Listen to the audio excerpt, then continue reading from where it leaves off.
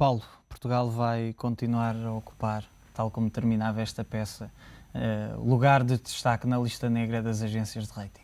Sim, somos o destaque nos próximos tempos e até pelo menos ao momento em que o FMI e o Fundo de Estabilização Financeira procederem a empréstimos a Portugal, pelo menos até aí devemos ser o destaque. Justifica-se este estudo realizado, dá conta que os ratings, os documentos elaborados e publicados pelas agências de rating acabam por levantar muitas pressões nos mercados, o que é natural, porque, como vimos, muitos destes ratings são cortes, são downgrades, portanto não é uma notícia propriamente favorável para os países, mas é justificável esta quantidade de ratings que têm sido publicada? É justificável, o nível não era justificável à partida. Talvez não o seja ainda hoje, ou seja, talvez ainda hoje seja elevado mais face à realidade. Porém, e desse ponto de vista é justificável. Agora, o impacto no mercado pode ter impacto de duas formas. Por um lado, o sentimento que cria nesta tendência de revisões negativas sucessivas. E que aumenta as pressões dos mercados, Sim, consequentemente, é outra exato, das conclusões. Pelo sentimento e também, por um lado, mecânico, ou seja, existem uma série de investidores que têm nos seus estatutos que não podem ter dívida abaixo de AA. Assim que o nosso rating passa abaixo da AA, todos esses investidores que tenham dívida nossa, portuguesa, terão que a vender pelos seus próprios estatutos. Ou seja, depois existirão outros que não poderão ter a dívida abaixo de A.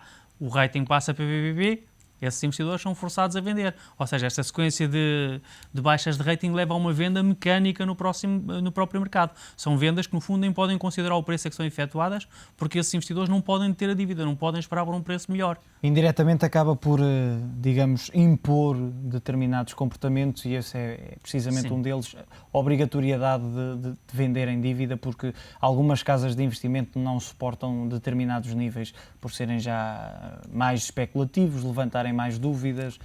Porque estão nos seus estatutos, porque não podem ter aquele dívida. Para eles, no fundo, é proibido ter aquele tipo de dívida. E isto, por exemplo, a nível dos bancos centrais, é uma coisa que pode muito facilmente acontecer. Bancos centrais fora da Europa, tipo, já se falou do Banco Central da Rússia de vender toda a dívida portuguesa, etc., são bancos que normalmente até nem podem ter dívida muito abaixo da AA. Ou seja, um pouco abaixo da AA já não podem ter. Faria sentido, e não estou naturalmente a dizer que não são ponderadas estas decisões das agências de rating, mas fazia sentido, olhando para essas consequências de que falamos, faria sentido tentar ponderar mais essas decisões, para precisamente evitar situações como estas, em que os países que já estão em dificuldades ficam ainda em mais dificuldades. Esta manhã a imprensa internacional dizia, por exemplo, que, e a manchete era mais ou menos isto, em quase todas, novo corte de rating a Portugal, coloca Portugal na iminência do pedido de ajuda, ou não deixa alternativa a Portugal. Bem, se podiam ser ponderadas, elas em certa medida já são, porque como nós falámos ao longo de vários programas e também hoje, os ratings são, na realidade, artificialmente elevados demais. Ou seja, só têm convergido para a sua realidade, para o real risco de Portugal, lentamente. Se fossem realistas, se calhar tinham caído 5 ou 6 níveis de uma só vez há meses atrás. Seria justificável Portugal, nesta altura, ter já uma classificação considerada junk, ou seja, a classificação mínima?